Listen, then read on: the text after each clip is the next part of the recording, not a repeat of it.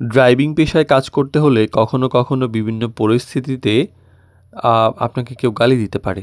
তো গালি দিলে আপনি কি করবেন? সঙ্গে গালি দিয়ে জবাব দিবেন নাকি নিজের যে বংশ পরিচয় বা নিজের ভবিষ্যৎকে বাঁচাবেন?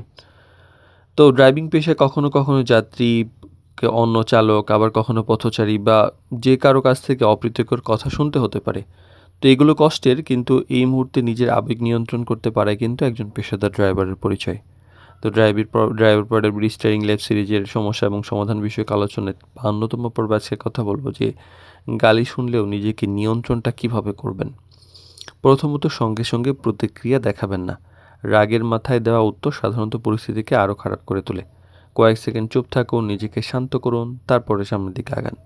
আর ব্যক্তিগত অপমান হিসাবে না নিয়ে পরিস্থিতিটা বুঝুন। অনেক সময় মানুষ রাগ বা মানসিক চাপ বা অন্যের উপর কোনো সিচুয়েশন প্রকাশ করে। তো এইসব কথা আসলে নিজের সঙ্গে মিলিয়ে না নেওয়াই ভালো। মনে করুন যে তার আচরণ তার পরিচয়, এটা আমার না।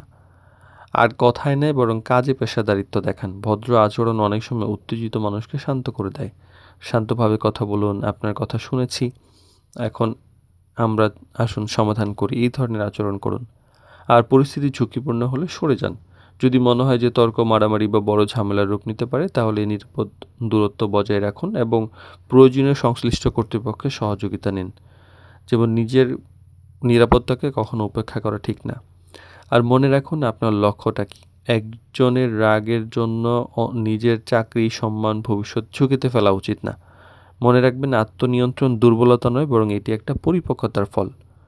তো সব কথার উত্তর আসলে মুখে সবসময় দিতে হয় না। কিছু উত্তর আপনার ধৈর্য, ভদ্রতা, আত্মনিয়ন্ত্রণ দিয়েই দেওয়া যায়। কারণ একজন সফল ড্রাইভার শুধু স্টিয়ারিংয়ে নয় বরং নিজের আবেগকেও নিয়ন্ত্রণ করতে জানেন, আর সেই নিয়ন্ত্রণই তাকে অন্যদের চাইতে আলাদা করে রাখে।